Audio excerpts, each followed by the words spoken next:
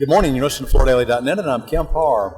I'm at BDNY show in New York, and I'm with Beth Campbell with Campbell House Collective. Beth, how you doing? I'm doing great. Nice to be here with you. So I was just introduced to you by a mutual friend, and they tell me that you're an architect and designer focused in the hospitality space, right? Yeah, that is correct. I am by training an architect, and by my years of experience, 35 plus years, I actually global strategy design with a heavy bent into hospitality and food and beverage design. Let's talk about this show first. Some people are calling this Neocon New York because, I mean, look at them flooring, just in the floor. There's 105 flooring exhibitors, and yeah, it's a hospitality focus.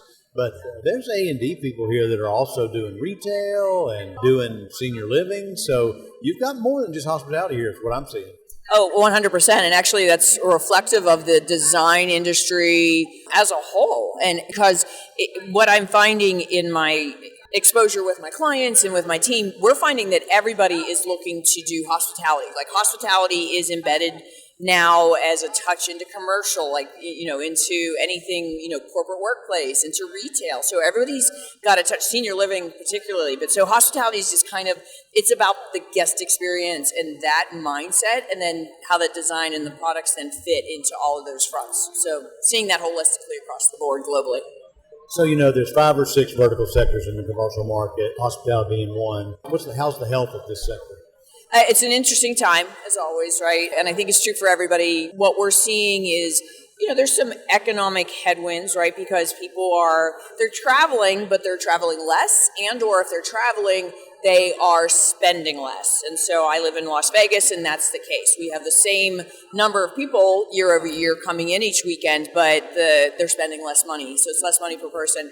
The one segment that is seeing an uptick is the luxury market. And so that in and of itself is driving all the decisions around pipeline for projects for next year, whether and they're all renovations. The other market indicator that we're seeing is the bigger developments just aren't happening. They're going to occur, but they're going to be limited. So it's more about these independent organizations buying some distressed assets. Some organizations are finding balloon payments are coming on their properties, and so what's happening is private equity and family funds are starting to buy, and so it's just an intriguing time, and that's where we see at Campbell House really see the market evolving over the next 24 months.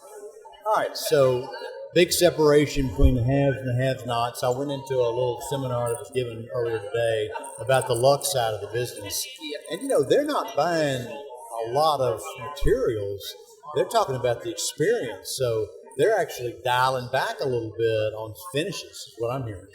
Yes, I think that what you're spot on. It is purely about the experience, and which means it's a deeper level of engagement. Now, obviously, you have to have the right level of finishes when you're in the luxury world, but at the same time, there's going to be more of a spend on the technology side because that's where the experience starts, and that's how you close it out. It gives you that flexibility. Not that everybody wants technology, but you have to have it for the savvy users. And so that's where I think that so what we're finding in our luxury projects is that the spend is there, but it might be applied in different ways. So you're working on some projects. Tell us about a project you're having fun with. Probably the project we're having the most fun with is in Las Vegas. It's a retrofit of the historic Cromwell property with Caesars Entertainment, and it's celebrity Lisa Vanderpump. And so she's a brilliant person, an individual. She's one of the most savvy business people I've ever come across, but she just has such a great touch for design and how that engagement comes to play. So that's been really fun. We have a couple really big projects. The opposite end of the spectrum are in Riyadh with a mega developer, one of those giga projects. So that's the other end of the spectrum. So here again, a couple new hotel brands that we're working with there, so we're getting to create some new brand standards. My team is not right now with these diversity in projects. So that our focus is flooring. And I love to ask this question of an architect. Is there a particular type or supplier of flooring that you'd like to work with? Oh, that's a loaded question. You gave me a gun with all the bullets in the chambers. The fact is that it's more of a type of flooring, and it has to do with the market level of the keys and the type of hotel, whether it's also the climate that it's in, etc. So we're finding obviously hard flooring is fantastic, engineered woods, but definitely woods. We actually are doing an epoxy like a thin cement in a project in Riyadh in the middle of the desert, which seems odd and backwards, but it's actually quite elegant and beautiful because it's a very moody, sultry type of design solution. And so we're excited about that. So I'm going to politically answer the question by not answering the question and simply say that, yeah, there's so many great products out there. And, you know, at the end of the day, it gets down to the relationships with the people that you know at the different product manufacturers and then how can their availability and then, you know, durability. And then, you know, at the end of the day, it's price. But it starts and ends with the design of the product and then the relationship with the team. Because let's be honest, our projects are all moving so fast or they're being squeezed for value engineering. You need people that represent the manufacturers, represent the flooring products as your partner, because there has to be a collaboration because things are going to pivot and change throughout the process. All right. So let me ask you more specifically, do you like to buy American?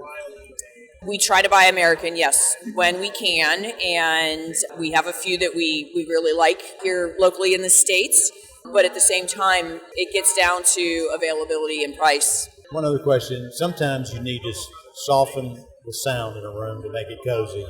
And you just talked about love and hard surface. How do you soften that room? What we do is lots of fabrics, right? So area rugs is one great solution, whether they're embedded or they're actually lay on top. Area rugs. We're doing a restaurant actually in Chicago, and the solution is all drapes. We have hardwood flooring we're putting in, but the walls are brick.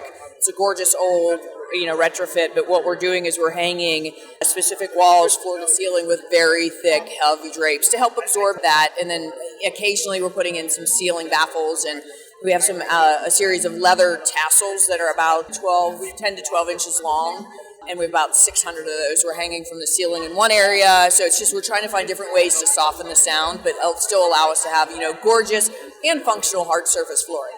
All right, Beth. Well, thanks for spending time with me and our listeners. Again, been talking to Beth Campbell here at the BDNY show, and you've been listening to Kemp Harr and FloorDaily.net.